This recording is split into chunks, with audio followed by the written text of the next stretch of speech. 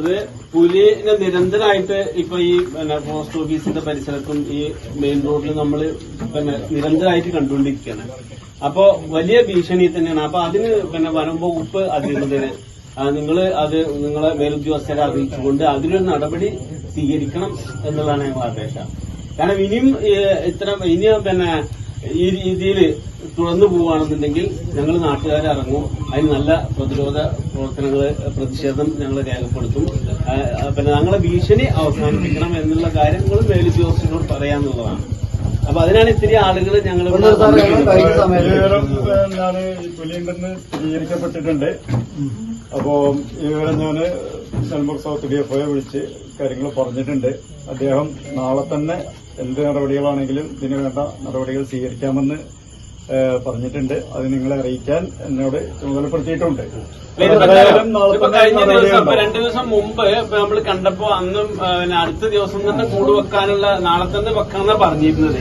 അത് പിന്നെ നമ്മൾ വിളിച്ചപ്പോ പിന്നാണ് ഇവിടെ കാളികാവിലുള്ള പ്രശ്നം അതിനാണ്. പക്ഷെ അതേപോലെ തന്നെ അതൊരു കാളികാവ് ഇവിടെ ആവർത്തിക്കാതെ പ്രശ്നത്തിന്റെ പേരിൽ ചെറിയൊരു ഡിലേ വന്നിട്ടുണ്ട്. പോലും അദ്ദേഹം നാളെ തന്നെ നടപടി സ്വീകരിക്കാന്ന്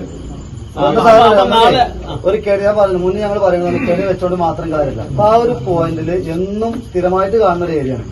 അപ്പൊ അവിടെ ഞങ്ങൾ വല വെക്കാനുള്ള അല്ലെങ്കിൽ ഈ കൂട് അവിടെ സ്ഥാപിക്കാനുള്ള രീതിയിലുള്ള ഒരു പെർമിഷങ്ങൾ ഉദ്യോഗസ്ഥർ ഭാഗത്ത് ഉണ്ടാക്കി തരണം. കൂട് നമുക്ക് സ്ഥാപിക്കാം.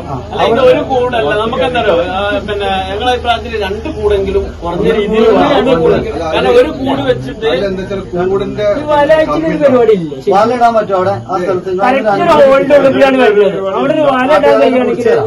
കൂടിന്റെ കമ്മി ഉണ്ടാവും. 1-2 കൂടായി പരിസരത്തുള്ളത് നമ്മൾ അറിയുന്നില്ല.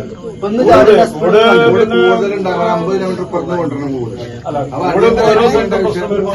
അടിയന്തരമായിട്ട് നമുക്ക് ഈ കാര്യങ്ങൾ നാളെ എന്തായാലും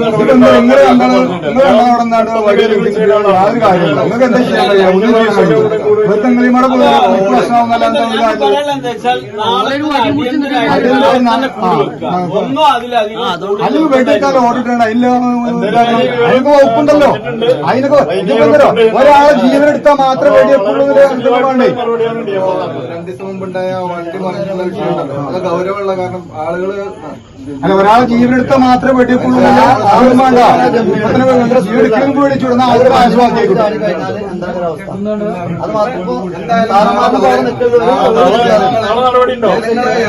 പെരിന്തൽമണ്ണ ഭാഗത്തും മണ്ണാർമല ഭാഗത്തും ജനങ്ങൾ ഒന്നായിട്ട് മണ്ണാർമല റോഡ്. അപ്പൊ നാളെ കൂടെ ഒന്ന് പ്രതീക്ഷിക്കാം. നാളെ കൂടി കാത്തു നോക്കാം. അതല്ലെങ്കിൽ നമ്മള്